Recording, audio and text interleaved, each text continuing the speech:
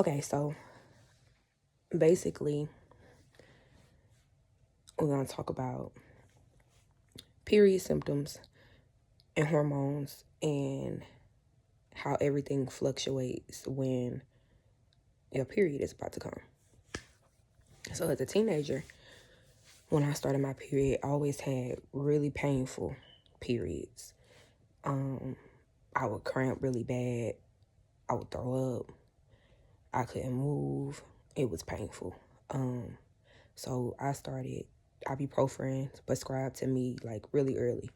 And to me, I feel like as time went on, they didn't work for real. The older I got, the more active that I was, the less painful that my cramps were. But my periods was always hard. And growing up, I always had an attitude. I always had something to say back. Growing up the way I grew up, that wasn't fun to be having something to say back every time. Because, no, not going to be having nothing to say back to no grown up every time. So, as I got older, I realized that my hormones would be different when my period was about to come. I'm talking about mad, sad, crying about stuff that's usually I wouldn't even cry about. Like, when I was younger, I cried for everything. I cried if you didn't believe me. I cried if you didn't make eye contact with me. I cried for everything. But as I got older, I was like, you're not going to be soft. You're not going to be crying all the time. Don't be crying. So I don't be crying. But baby, the week before that period, soft, crying, movies, kids doing stuff, new stuff happening, I'm crying. It's just crazy how it's just a whole nother person for that week. So the closer it gets for me, the worse that it gets. The rage increases, and yes, it is rage because I come to a point where I cannot speak in a voice like this. I yell, I'm cursing, there are no free words, everything's coming out. I'm not sparing anyone. So I feel like maybe this is just me. Maybe this is how I'm dealing with my trauma. Maybe this is my environment. Maybe it's the people, the company that I keep. Months, years go by. It's the same. And I'm realizing it doesn't matter who it is. It doesn't matter if I warn them. It doesn't matter if I warn myself. It's still happening. And it's a struggle because no matter how much you know it's coming, it's still a struggle of trying to control it. And for me, I feel like I'm in control. But it could be something so simple that'll just take me to the next level. For me, sometimes with my kids, too many questions. They ask me one question. I answer said question. Said question comes with a follow-up. Said question comes with an interview. Hormones aren't ready for an interview. So now I'm sorry. Why you keep questioning me? Who's the mama? You or me? I don't have to answer all them questions. What I look like answering to you? Okay? Now, I do answer to my kids to a certain extent. If I say something that hurt my kids, or I do something that hurts my kids, or they feel a way about how I said something or what I did or said, I'm going to come back and get that information from them, that understanding from them, and help them understand what was said, why, how. Because I have to explain to my kids. Y'all don't listen if I ain't hollering. So yeah, I tried all that gentle parenting every time. I absolutely know that none of them are here for the gentle parenting.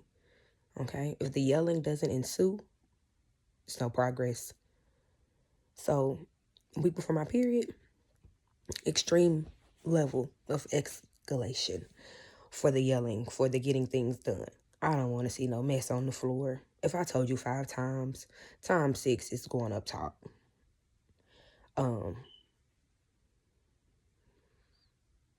Other stuff. My cramps come the week before, not the week of. But the day of that is coming or the day before it's coming, oh, those hormones are through the roof. It's tears, it's anger. I'm tired, I'm sleepy, I'm nice, I'm sad, I'm mad. It's just so much. And I don't think my mom or my doctor before or after kids told me that this was a thing. And no one really gives you ways to try to deal with it. I still haven't figured it out completely. Like, there's no way to stop it. I know that now.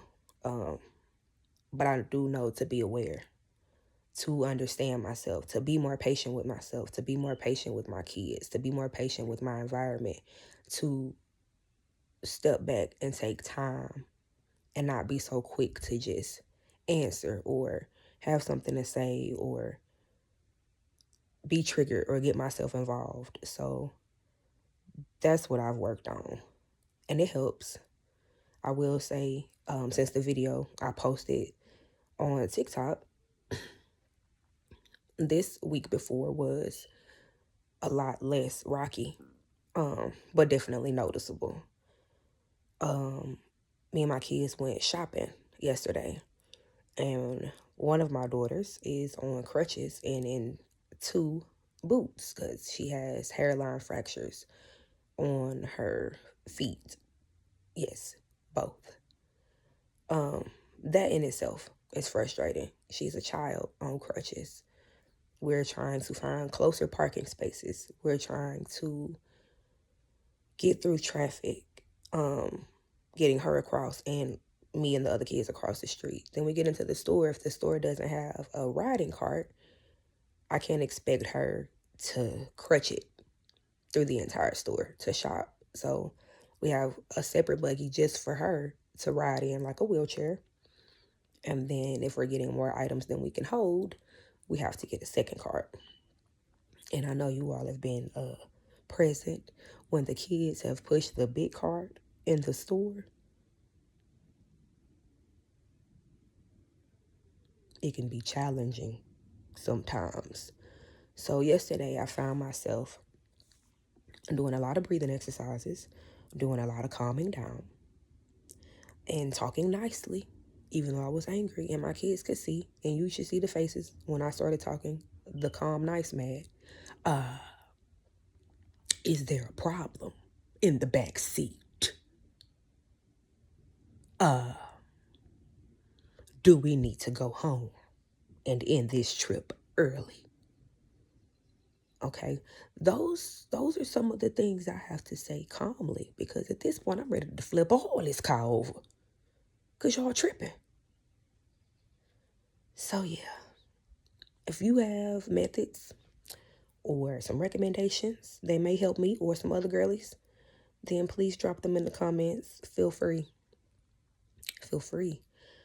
to help us, because people do not discuss this a lot, and it is a thing. It is a thing. So I hope to see you all in the comments. Till next time.